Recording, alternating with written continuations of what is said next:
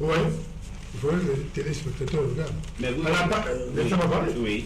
À la page 3, une partie du patrimoine immobilier de la famille du président du Congo-Brazzaville. Je cite là, permettez-moi que je prenne notamment les lunettes, je vous dis. Mais vous m'avez dit l'autre fois, quand il vous a reçu ici, que quand vous serez président de la République, c'est quoi que vous allez faire? Vous allez aller de coq à l'âne? Non, pas du tout. Non, mais je vous dis. Non, ce n'est pas parce qu'on a ouvert une brèche que vous allez entrer dedans. Non, donc ça veut dire que vous n'avez rien à dire sur Robert Bourgi, qui est votre collègue. Je vous pose la question, c'est un débat, M. Malonga. C'est un débat, laissez-moi parler. Voilà, mais vous n'allez pas commencer. Non, je dis, oui, moi si je la rattache à l'affaire de bien Malaké, parce que je dis, ce n'est un secret pour personne que nos chefs d'État africains, pour se maintenir au pouvoir, ils sont obligés de distribuer de l'argent. C'est le cas de M. Sassou. Ils sont obligés d'acquérir des biens. Attends, on va parler. Je veux dire, bon, on m'a envoyé un SMS pour demander pourquoi je n'ai pas invité le ministre de la Communication et porte-parole du gouvernement. Non, je veux vous assurer qu'il a été invité, le ministre de la Communication et porte-parole du gouvernement, mais il a été empêché. Alors, il y a 3 membres du gouvernement ici. Ce n'est pas parce qu'il est ministre de la Communication qu'il va répondre à tout ce que le gouvernement a comme allégation. Bon, il y a 3 membres du gouvernement ici qui le représentent valablement. Donc, il est empêché. C'est pourquoi monsieur Bienvenu Okiemi n'est pas là aujourd'hui. Donc, on aura une autre occasion où on va inviter Bienvenu Okiemi. Il va venir aussi donner le point de vue du gouvernement. Je crois qu'avec 3 ministres, vous êtes bien servis. Mais excusez-moi, il faut me laisser poursuivre. Voilà, je vous laisse m'en dire. De toute façon, c'est une émission interactive. C'est une émission qui est intéressante. Voilà. Je dis bien que cette affaire se rattache à l'affaire de bien Malaki, comme l'a révélé M. le ministre. C'est pourquoi je propose. Développez nos arguments, ne venez pas vous. Ça va parler. Mais je vous en prie, allez-y. Vous l'avez rattaché à l'affaire de bien Malaki. Non, mais vous l'avez rattaché.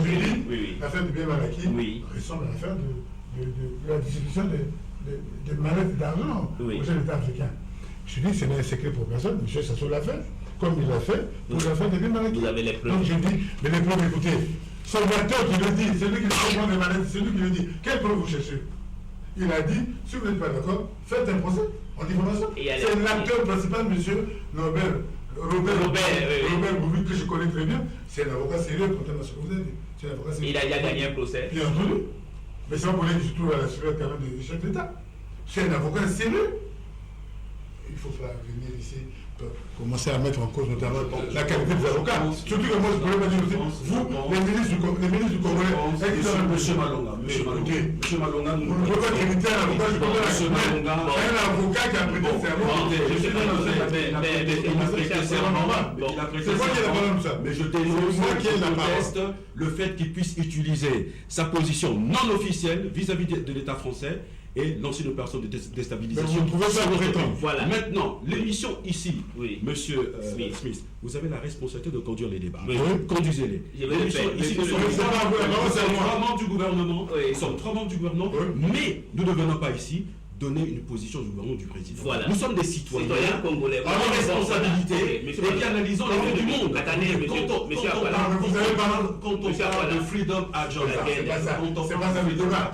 Voilà.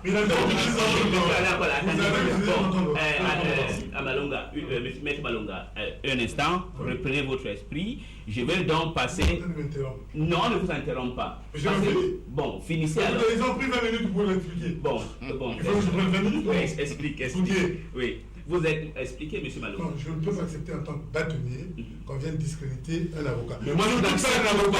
Je n'accepte pas un avocat de ce porteur de valise, comme il le prétend, et salir des chefs d'État africains. Bon, ce qu'il a dit sur le président congolais, je ne l'accepte pas. Ce qu'il a dit, on était en phase de présentation. On était en phase de présentation. Je vais partir maintenant chez M. Alphonse Ndongo, qui est. Donc, je reviendrai chez vous, monsieur. Parce que c'est moi qui mène le débat ici et je veux de l'ordre. Alors, Alphonse non, monsieur Malonga. Monsieur Malonga, non, vous ne pouvez pas arrêter. Vous êtes un avocat respecté. À comporter-vous ainsi. Vous avez déjà... C'est moi qui ai la parole. Dans l'émission qu'on a eue avec vous, vous avez dit... Attendez, je veux donner la parole à monsieur d'abord, après on va revenir sur vous. Je garde votre temps de parole. Alors, Alphonse Dongo, vous êtes journaliste correspondant résident de le journal économique panafricain francophone, Jeune Afrique Économie. Alors, quel est votre point de vue? Est-ce que on peut prendre les allégations ou les déclarations de Robert Bourgi au sérieux ou pas? Est-ce qu'on peut prendre les révélations de M. Bourgi au sérieux? D'entrée de jeu, il convient d'admettre que Bourgi, c'est pas quand même un moins de rien. C'est quand même l'antichambre de la France-Afrique, au même titre que M. Michel Dupuche ou Bonne Corse ou Jacques Godefroy. Et tous ont été les poulains de Jacques Faucard, la grande égérie, n'est-ce pas, de ce qui est convenu d'appeler la France-Afrique. Bon, est-ce que cela doit être pris au sérieux? Dans une moindre mesure, je dis oui, parce que quand même, M.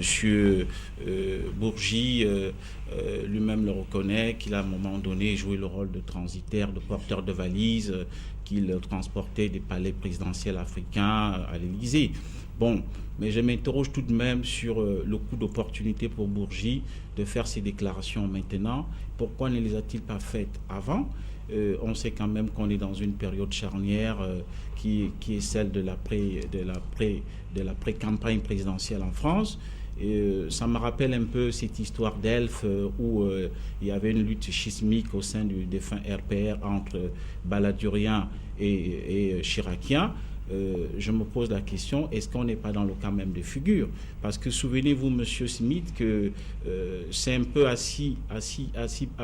y regarder de près ce qu'on a servi on a servi à Valéry Giscard d'Estaing dans l'histoire des diamants que Bokassa avait donné à Valéry Giscard d'Estaing.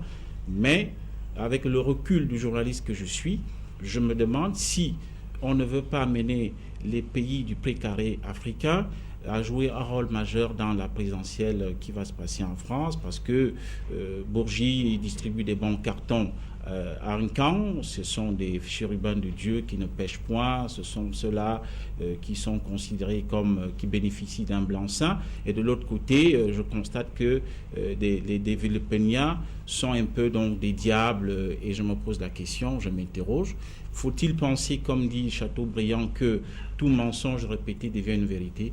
Peut-être qu'on aura l'occasion tout au long de cette émission d'avoir un peu plus d'explications sur la portée des révélations de M. Bourgi. D'accord, merci Alphonse Dongo. Je rappelle aux téléspectateurs qui veulent participer par SMS, c'est le 05 500 00 80. 05 500 00 80. Alors, Monsieur Owoko, alors, vous êtes un membre de la société civile et le président de l'OCDH. Alors, quand vous avez suivi, parce que sur la couverture du Point d'aujourd'hui, je ne sais pas si on peut nous montrer ça à la régie, ils disent que c'est le grand déballage africain. Alors, est-ce que vous prenez ça au sérieux ou c'est comme votre voisin dit que c'est un peu un problème intra-français qui est en train de réjaillir ici sur le précaré de l'Afrique noire francophone? Oui, merci. Je voudrais d'abord faire une observation parce que je ne pensais pas être dans un débat mouvance présidentielle opposition. Je pense que la question... Considéré comme opposition? Non du tout, parce que Maître Malonga réduit le débat entre mouvance présidentielle et opposition. Du coup, nous, on est un peu mis à l'écart. Donc, il faudra que ça soit un débat citoyen. C'est un débat citoyen. Parce que la question est extrêmement grave. Extrêmement grave sur plusieurs plans, au plan de l'éthique et de la morale publique. Parce qu'il s'agit d'une question de la gouvernance dans nos pays. Moi, à vrai dire, oui, on peut prendre ça au sérieux, parce que c'est le porteur de ma lettre qui parle. Mais je peux dire aussi qu'on ne peut pas prendre ça au sérieux, parce que M. Bourgi connaît la loi en France. C'est des faits qui ne peuvent plus être poursuivis aujourd'hui, parce que ça fait plus de 3 ans. Mais il y a aussi ce côté sensationnel et un peu opportuniste de ses propos, parce que lorsqu'il le dit, il écarte le président Nicolas Sarkozy. On ne peut pas aujourd'hui, en parlant de la France-Afrique, et ne pas aller jusqu'au bout de la logique, parce que le président Sarkozy, on le sait aussi dans plusieurs affaires, notamment l'affaire Bettencourt. Mais Pourquoi s'attaquer au président africain alors qu'on sait que, bon, pour nous, c'est un secret de polichinelle. On le sait depuis des années que nos chefs d'État, certainement par amitié ou par... Parce qu'on dit que les Africains sont généreux, peut-être c'est la générosité africaine. Peut-être la culture africaine, on donne de l'argent, tout le monde le sait. Lorsqu'on voit les films de Elf, on voit la gestion du pétrole, on le sait. Maintenant, le problème, c'est pourquoi on le fait. Pourquoi on le fait? Mais il ne faut pas être étonné si M. Bourgi le dit aujourd'hui. Mais il faut peut-être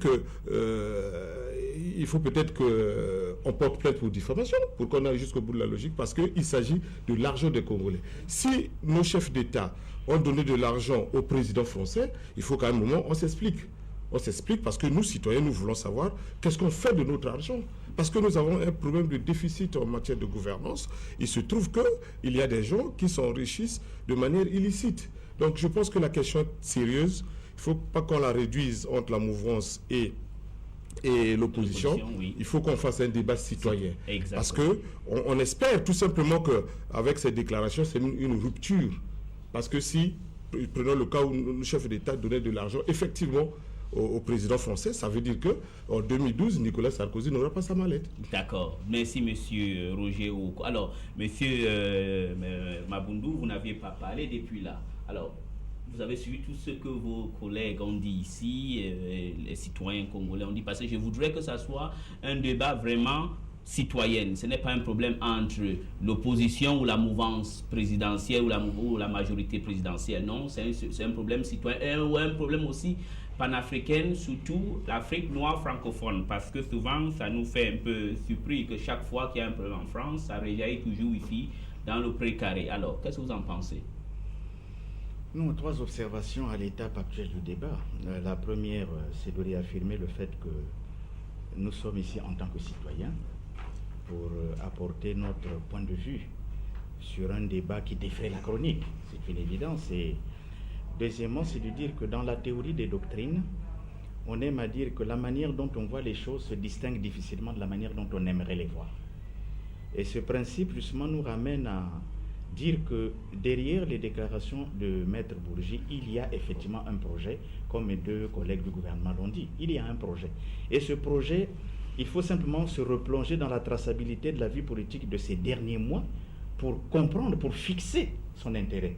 Et si on devait remonter plus loin, c'est bien de connaître aussi ce que c'est Maître Bourgi. Vous savez qu'il a longtemps travaillé dans les milieux de M. Jacques Chirac, vous le savez très bien. Et il est même arrivé un moment, moi il n'y a pas très longtemps j'étais à Paris, et une autre autorité française m'a dit qu'il ne vendait pas très très cher la peau de M. Sarkozy lorsqu'il s'est agi d'arriver à la présidence, donc à l'Élysée.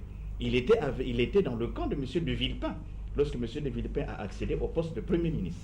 Et vous savez qu'à cette époque-là, Sarkozy, je crois ministre de l'économie, était en compétition avec M. de Villepin pour aller à la primature. Et justement, c'est M. de Villepin qui avait arraché la palme. Et lui, il était en train de dire à tous ceux qui l'entendaient que c'était bien fait parce qu'il n'arrivait jamais plus loin. Mais vous savez très bien que dès que M. Sarkozy est arrivé aux affaires, il a levé Bourgi à la Légion d'honneur. Et ce n'est pas gratuit, tout cela. Et qu'aujourd'hui, il y a les premières feuilles d'un livre important qui a été écrit par M. Payan, qui sont déjà publiés. Le livre s'appelle La République des mallettes. Et en réalité, c'est l'entourage du président Sarkozy qui est mis en cause. En réalité, quand on voit très bien, quand on a un bon analyste, M. Bourgi a allumé un contre-feu pour en réalité répondre déjà au livre de M. Payan. Et en ce moment-là, on retombe, quand je parlais de la politique française de ces 3 derniers mois, on retombe dans la pourriture de la politique française. Et si vous lisez l'Express de ces derniers jours, il y a quelqu'un